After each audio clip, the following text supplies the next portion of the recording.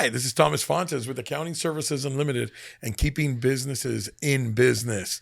I'm here with the lovely and talented singer, dancer, actress, does performing on Broadway and movies and TV, the devastatingly beautiful Miss Lisa Laird. Hi, Lisa. How are you? I'm just not making those dollars like I'm singing acting on Broadway, but I like the feel. Well, I mean, come on, you're famous. Thank you so much for having me. Like, as soon as, you approached me like, hey, you want to go to my podcast show? I could not wait. And the reason why I enjoy your company, you're one of those owners that don't mind getting your hand dirty. And what do I mean by that reference?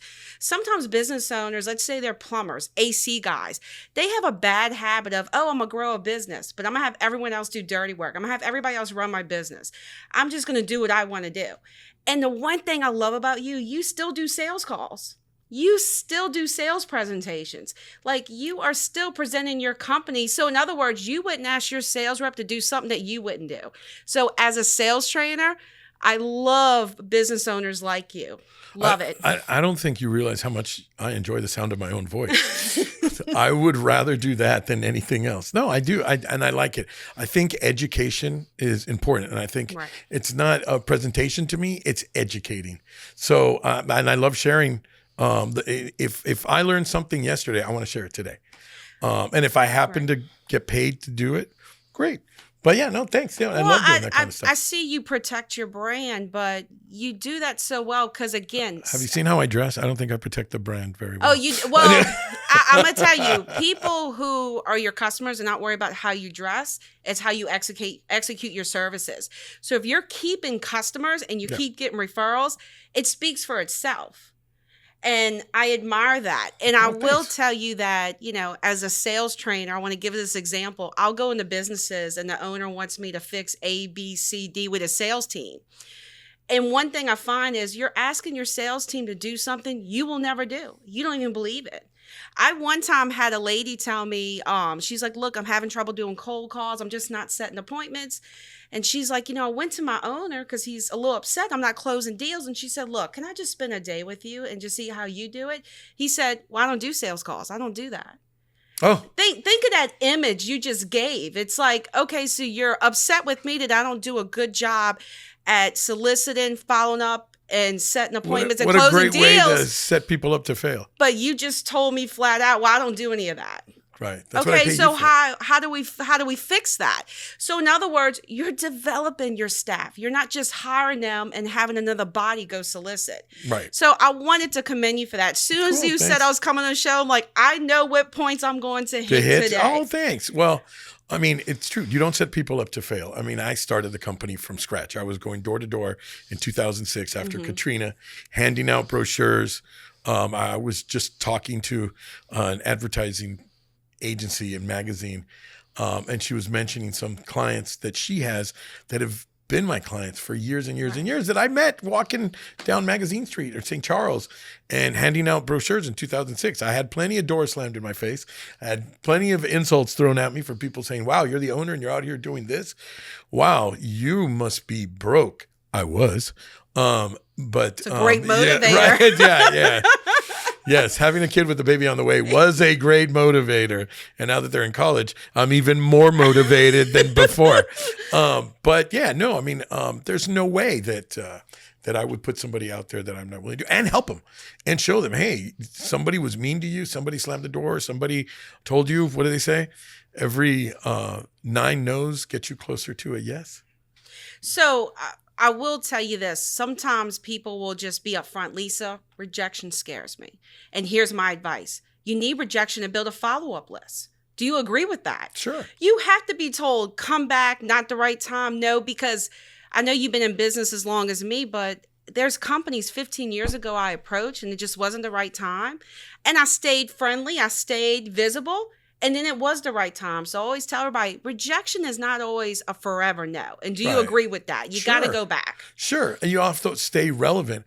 But there's also another side of that, which is sometimes that client that 5, 10, 15 years ago that you wanted, sometimes when they want to come, your company has evolved past to what their needs are. Oh, that's a great remark. That's what their needs are. Yeah. I mean, you want to tell them, hey, I know that's what we talked about 10 years ago, but now we're offering bigger and better things. Right. Sorry, and it's going to cost more. And maybe you're not the client that I want.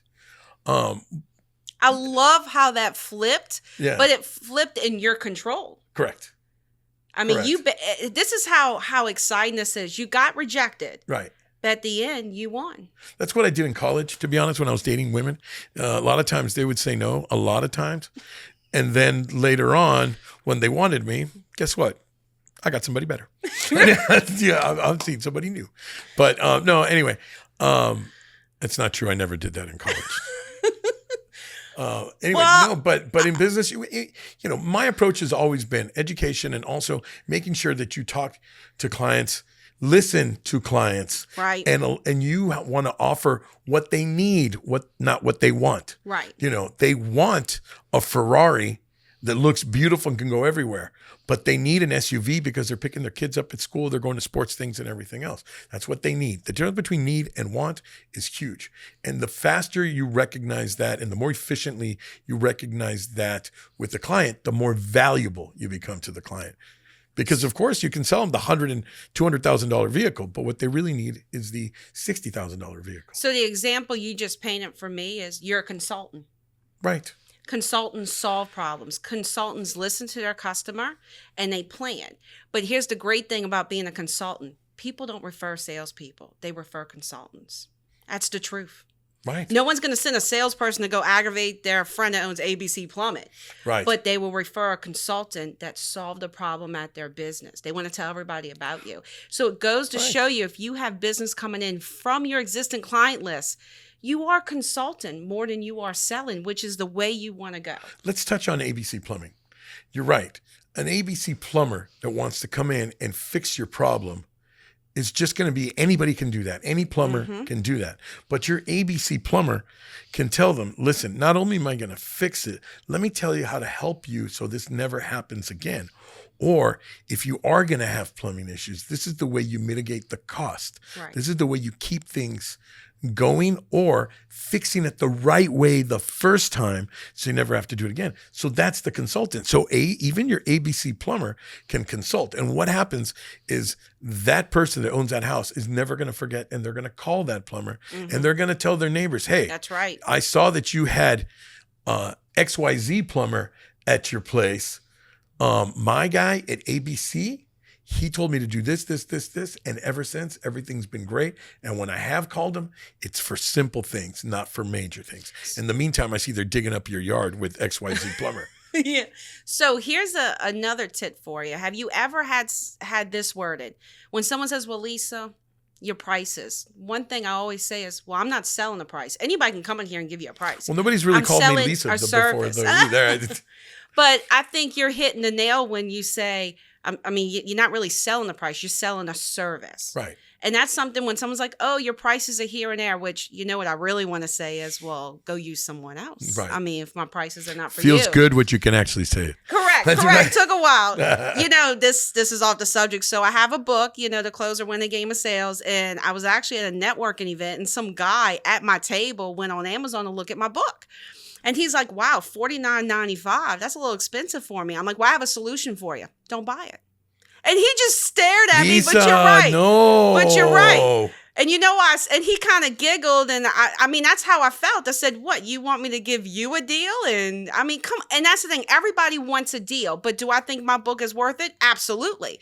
Have I gotten great results and feedbacks? Absolutely. But can I say that after 20 years of building a business?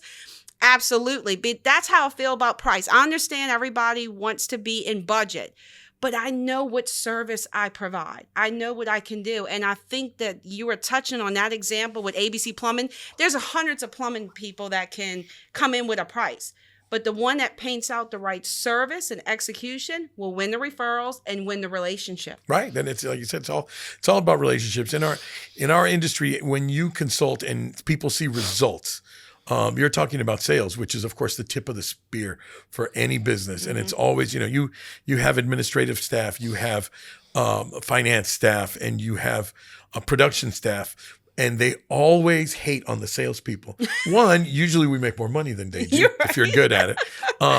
And two, they see us out and about, right? But when you consult, when you tell the client, listen, these things will help you do better. And you go back 3, 6, 9, 12 months later, and they saw the results, especially something like your book, or tax strategies with me, or accounting strategies, or how to run a business strategies, how to maintain personnel, advice that we give. You know, in some businesses, they have high turnover. Well, guess what? If you're spending a lot of money in a certain area, you can spend it more on your personnel, not have turnover, and keep clients, or offer some benefits. ASU has great benefits. We're not hiring right now. Leave me alone. But that's not true. We're always hiring. But yeah, I mean, those are the little consulting tips that you can go. And again, having strong salespeople and marketing people is imperative. It's, one of the secrets to being successful. If you think that because you cook the best burger in the world, everybody's going to come running, you will be sorely mistaken. Because the most sold burger in the world is not the best. Mm-hmm. I'm not mentioning any names. Right. But anyway, so yeah, you want to make sure you have people out there. I love that you mentioned turnover. So you'll love this. So every now and then, because I'm always, that's just the game I play.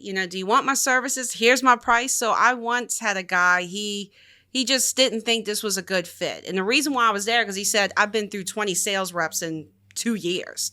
Well, guess what they all have in common? You. Right. And as we're talking, he's looking at the price. He's looking at my price. And then I said, well, sir, you can't afford a sales system, but can you afford a turnover? Because a turnover is actually more expensive. Right. And you notice when you onboard an employee, you train an employee, you invest them. Sometimes you're paying them a salary for 6-7 months before you haven't closed anything. Right. And do you know that's how I got the deal when I said you can't afford a sales system, but you can afford a turnover. Right. You can start over and over and over and over and over and over and over. No, it's and you lose money. Right. I like it. This is the diabolical side of me. I like it when I see competitors go through it. When we get a new client that tells me, hey, I'm with one of your competitors, and I say, well, what's going on? It's like, I've been with them 2 years. I've had my accountant, my bookkeeper, my tax person turn over, 3-4 times in the last 2 years. And I said, listen, all companies have turnover, and all companies have people that have been with them a long time to go. Well, yeah, you're going to find who fits. But some people, it's contagious in the office where it constantly happens. It's a disease that never goes away. And really it just points at leadership. Right. That's it. So it is something definitely that in sales, high turnover means God every time. There's one of the biggest payroll companies on the planet that we work with here. And historically, they've had incredible turnover locally. But recently they had a change in leadership a couple of years ago. And now you see a change where, oh my God, this company that historically had a tremendous amount of turnover are having the same people still there over. And it's fun. It's great to see, and it's great to see the results. So what do you have coming up for you?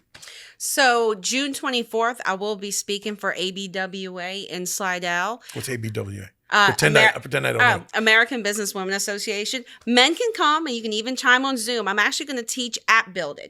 Another thing I do, I build sales systems, but I can build apps. I can build your system in an app. I actually built a website in less than 10 minutes at St. Bernard Chamber in front of 35 people. They were very impressed with it. Nice. And one person in the audience that was there said, you're coming to present at our meeting and teach us this. So I love AI. And then I'm going to be speaking with Kenner Business Association in July. That's right. The KBA, July 19th, Chateau Country Club at 11:30.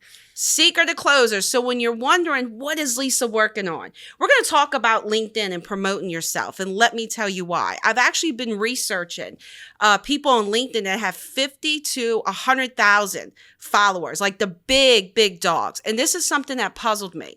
I have one guy, he has 136,000 followers and one recommendation. So is it more important to seek attention or is it more important to seek trust? Nobody's referring you. I like attention myself. I love attention. But trust is what refers. Sure. Trust is what pays the bills. You can have all the files in the world, but if you don't have the right people you're doing business with to talk about you, then you're just seeking attention. You're not seeking how to close. So for that presentation, I'm going to have a great exercise for everybody on how we can do better at seeking the trust, Great. not just the attention. Great. So We're I looking can't forward wait. to it. I mean, the KBA is growing every day. I have to plug it because I'm vice president. The KBA is growing every day, and it's a great source it's a great source to do business in. And the neat part is, there's no limit as to the amount of industries that are in there, That's there's nobody puts a gun to your head to use anybody in there if you don't want to. But at the same time, most of the people that are consistently in this group and participate are top-notch people. And and you'll see it. You'll see it when you come. You guys and promote. Lisa does a great job of attracting lots of people to any meeting where she's presenting. Well, you gotta promote. You gotta promote. And anytime somebody it is a privilege to be asked to speak at an event. It is a privilege to invite your customers or potential customers to watch you speak. I mean, this is a wonderful honor. And in my opinion, I should be promoting it like it's my 50th birthday party bash. Okay. For everybody those of us come. that have actually had that 50th birthday Hey, bash, honey, I'm 4 all years right. away. It's coming. All right. That's enough. All right. But I do take pride in my promoting. So thank you. One of the things I'm doing to promote the event that you're speaking at is for those clients of mine that are seeing a lag in sales this year, that are seeing the turnover or whatever. I'm promoting and saying, hey, don't complain about you not having the sales. Don't complain about not having the infrastructure or the money to invest in it. Come watch Lisa. She'll give you plenty of ideas. Buy her book. And you'll see the difference and implement it. Mm-hmm. Don't just go to the luncheon for the great lunch at Chateau Country Club, July 19th. We are going at to 11:30. You're going to learn something and implement it, use it, and then you'll be able to see the results soon after. Something I like to share with people whenever they're trying to do better with their company, and as you said, their sales team. When people say, when nobody's buying, it's not your product that you need to invest in more. It's not changing your prices. It's investing in your people. I have read so many articles. I do a lot of reading behind the scenes, and all of them, I go back from 1979 articles to even now. You got to invest in your people. You probably weren't even born in 1979. I was born in 1980. Talking. Yeah, exactly. But I love Jeffrey Gitmer. He's a great, the Sales Bible, he wrote that. I love all his books, but I always go back to old articles on what we were doing then to what we're doing now, because technology has changed us. But it's always about investing in your people. And I, just like you said, we have great benefits. You made that. You have no idea what that does. And one thing I say to customers when they're like, well, I'm not attracting new great people. Okay, well, when you interview somebody, you get a resume, right? You look and see what they're going to bring to the table and make your business better. Let's look at your resume. Right. If you're not offering them any benefits, PT, think about it. Right. What does your resume look like if you're trying to attract better people? Whenever you hire a headhunter to help you, and we've used many, the first thing out of their mouth isn't how much are you paying? The question is, what do you offer? That's correct. What benefits do you have that's going to make somebody want to come to apply for a job with you? And what kind of culture do you have so we can find out what person is the best fit? That's right. That's also a plug to headhunters. Boy, do they save us time. I wish they'd save me some money, but boy, do they save us time and headaches and going through all that kind of stuff. You've definitely come up with a formula, but I will say your formula was developed by experience. You learn. You probably failed here and there, and you had to. I've stepped in plenty piles of. See, in the sales world, we call them valleys. When someone, anytime somebody's like, are you scared to cold call? I have been in so many valleys where, like you said, my lights are cut off. My kids were kicked out of Catholic school. Like, you can't scare me with the word no. I've lived there and been there, but I'm proud of those moments. I look back because when I'm working with somebody that's new to sales, I don't say, well, guess what? I grew up with $1 million in my pocket and went out there and hit it. Yeah. No, I was commission only for 20 years. If I don't produce, Yeah, hungry. If I don't gotta be produce, I hungry. don't close. I mean, it's just As I said yeah. before, I've got kids in college, so they're hungry. I'm hungry. We're all hungry. Motivated. I want to promote. I'm sorry. The KBA is the 21st of July, not the 19th. It was the 19th of May, wasn't it? Great. Thanks a lot. Thanks a lot, Haley. The other thing that's happening this summer that I want to plug for a second, even though Coca-Cola, Adidas, and Nike are not promoting my podcast, but since we've got the World Cup is happening. Since most of you that know me, my mother's from Mexico, and this is the Mexican jersey. My dad was from Honduras, let's say. Yeah, Honduras didn't make it to the World Cup. Well, Tough. I know, but they That's all have right. in the past. What? Twice. Twice. And my dad was from Reno, so yay USA, yay Mexico, and they're hosting. So if you have an opportunity to go to a game, remember this is probably the last time in our lifetimes. Thank you, Haley, for throwing those at me. The last time probably in our lifetimes where we won't have to spend $2,000 or $3,000 on airfare to go see these games. But don't worry because you'll spend it on the tickets. I'll be in Atlanta this weekend going to see Spain versus Cape Verde. Yes, thanks to my wife Helen, who money is no object. Anyway, thank you, Lisa, for being on here.